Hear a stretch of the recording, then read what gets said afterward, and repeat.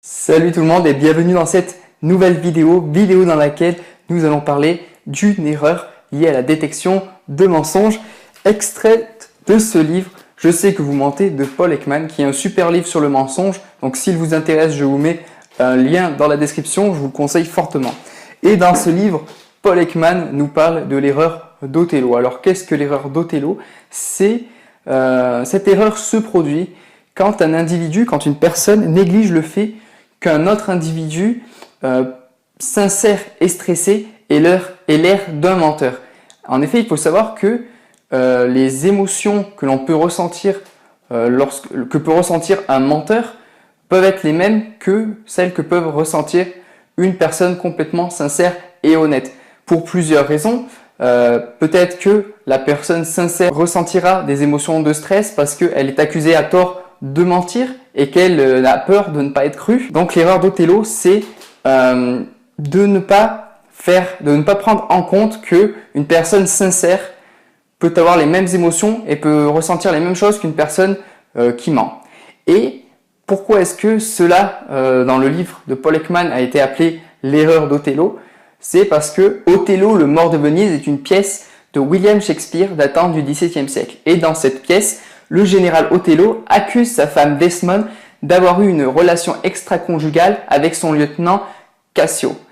Mais Desmond, étant complètement innocente, demande à Othello de lui laisser aller chercher Cassio pour qu'il dise à Othello qu'il n'y a rien eu entre eux. Et là, Othello apprend à Desmond qu'il vient de tuer Cassio pour son péché et que il va la tuer ensuite. Et à partir de là, Desmond se rend compte que en fait, plus personne ne pourra prouver son innocence et que c'est perdu pour elle, que Othello va la tuer. Et elle aura beau le supplier, crier et pleurer, ça ne fera que concerter Othello dans son opinion comme quoi Desmond a menti. Et c'est donc cette scène qui fut utilisée par Paul Ekman dans son livre pour illustrer certaines erreurs liées à la détection de mensonges.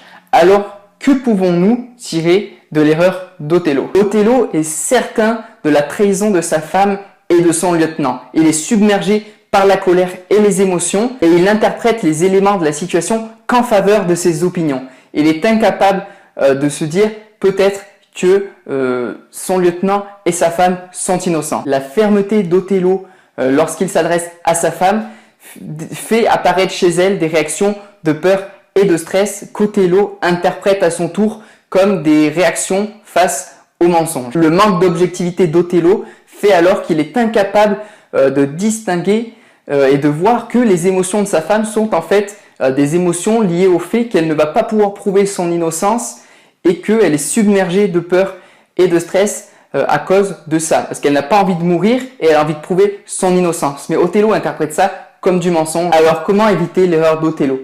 L'erreur d'Othello est le parfait exemple de à quel point nos préjugés peuvent affecter notre perception des choses. Et lorsque vous observez un comportement suspect chez une personne, vous devez à tout prix imaginer toutes les alternatives possibles au mensonge et ne pas seulement penser que la personne ment. Ici, dans l'exemple, Othello pense à 100% et ne se remet aucune fois en question par rapport au fait que sa femme ment. Il est certain qu'elle ment et il ne l'écoute pas et il ne change pas d'opinion.